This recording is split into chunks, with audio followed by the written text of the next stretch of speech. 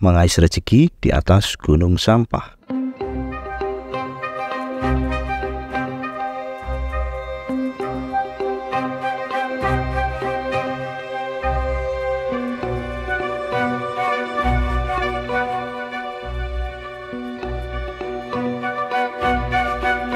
Sampah atau limbah sudah menjadi satu hal yang mengikuti setiap peradaban manusia.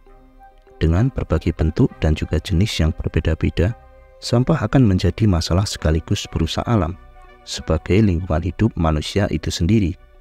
Maka dari itu, dibutuhkan pengelolaan yang benar untuk mengatasi masalah pembuangan sampah. Di Indonesia sendiri ada banyak tempat yang digunakan sebagai tempat pembuangan akhir sampah. Salah satunya adalah TPA Bantar Gebang. Ya, Bantar Gebang adalah tempat pembuangan sampah terpadu yang dikelola oleh pemerintah Provinsi DKI Jakarta, meskipun secara letak berada di Kota Bekasi. Bahkan, Bantar Gebang termasuk ke dalam deretan pembuangan sampah terbesar di dunia. TPA Bantar Gebang memiliki luas sekitar 117 hektar, sudah beroperasi sejak tahun 1989. Tempat ini menerima lebih dari 7.000 ton sampah dari Jakarta dan juga Bekasi setiap harinya. Pemandangan yang tersaji di tempat ini adalah gunung-gunung sampah yang menjulang tinggi. Jelas, tumpukan sampah ini terlihat menjijikkan bagi mayoritas orang. Namun demikian, gunungan sampah ini adalah ladang rezeki bagi sebagian orang yang menjadi pemulung di TPA Bantar Gebang. Ada ratusan orang yang menggantungkan hidup mereka di tempat ini. Orang-orang di sini mengais sisa barang yang masih bisa dijual untuk menghasilkan uang. Mereka mengais sampah plastik, botol, kaleng bekas, bahkan tulang hewan pun bisa dijual lagi oleh mereka.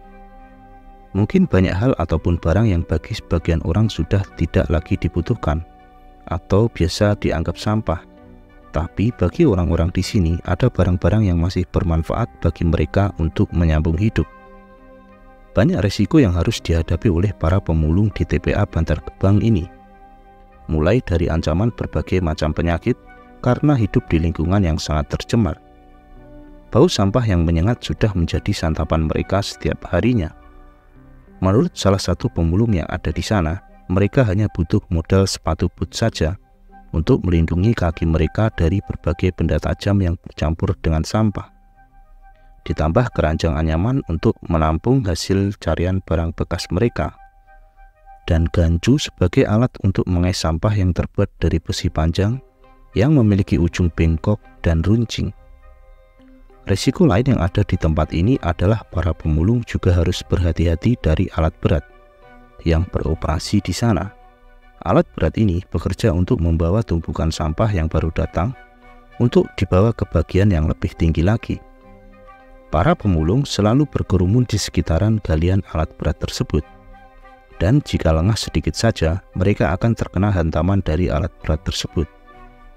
Ada juga bahaya longsoran sampah yang sewaktu-waktu bisa menimpa para pemulung di sana. Bahkan, sudah beberapa kali menelan korban. Pekerjaan para pengais sampah daur ulang ini memanglah sangat berat. Tapi bagi mereka, pekerjaan itu sangat berarti karena dapat menopang kebutuhan ekonomi mereka. Mungkin di samping itu juga sangat susah untuk mendapatkan pekerjaan yang lain. Setiap harinya, para pemulung di sana bisa mendapatkan uang di kisaran 150 sampai 250 ribu rupiah dengan cara menjual hasil carian mereka kepada pengepul barang bekas. Tidak peduli hujan maupun terik matahari yang menyengat, mereka tetap akan menjalankan aktivitas mereka. Selama truk-truk besar yang mengangkut sampah dari ibu kota tetap beroperasi menuju Bantar Gebang, maka selama itulah mereka akan tetap menjemput rezeki mereka yang dibawa oleh truk-truk tersebut.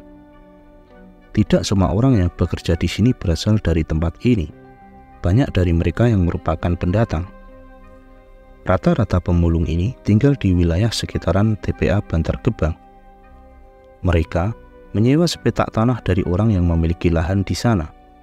Kemudian mendirikan gubuk-gubuk kecil sederhana yang terbuat dari material barang-barang bekas, seperti kardus dan juga terpal bekas. Tentunya tempat tinggal ala kadarnya ini jauh dari kata layak. Mereka hanya butuh untuk berteduh dari panas dan juga hujan, serta beristirahat sejenak dari rutinitas mereka. Tentunya, mereka harus siap tinggal di lingkungan dengan kondisi sanitasi yang buruk. Tanah dan juga air di sini sudah terkontaminasi oleh zat-zat berbahaya yang dibawa oleh tumpukan sampah yang ada. Banyak muncul pemukiman kumuh di sekitaran gunung sampah ini. Menurut beberapa sumber, ada sekitar 6.000 orang yang tinggal di dekat tempat pembuangan sampah Bantar Gebang. Anak-anak di sini sudah terbiasa bermain di lingkungan yang kumuh. Sebagian dari mereka ada yang membantu orang tua mereka untuk mengais sampah setelah pulang sekolah.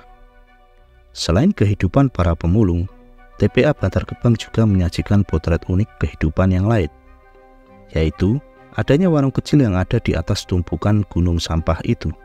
Warung yang berjualan makan dan juga minuman untuk para pemulung yang ingin beristirahat sejenak, tanpa harus menuruni gunung sampah tersebut.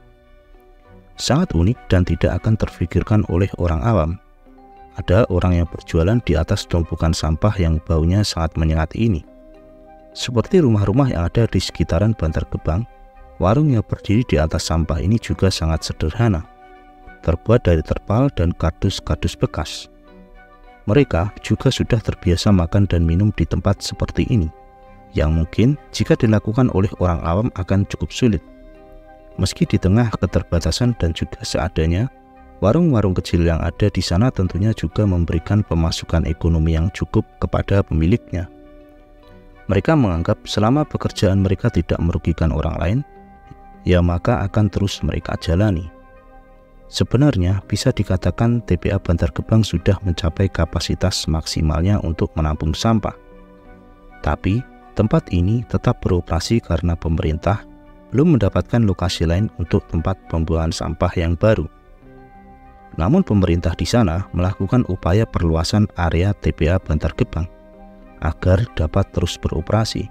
Humas Dinas Lingkungan Hidup Pemerintah Provinsi DKI Jakarta menyatakan ada tambahan lahan seluas 7,5 hektar. Lahan tersebut dibeli dari masyarakat sekitar Bantar Gebang, dan pembebasan lahan ini sudah selesai dilaksanakan pada tahun 2020. Diharapkan TPA Bantar Gebang bisa beroperasi dalam jangka 10 tahun lagi. Selain itu, upaya yang dilakukan untuk mengurangi gunungan sampah yang mencapai tinggi 50 meter ini adalah pengolahan sampah yang dilakukan sebagai bahan bakar untuk pembangkit listrik. Selain itu, ada juga pengolahan sampah menjadi pupuk kompos. Dan itulah ulasan serta informasi seputar TPA Bantar Gebang.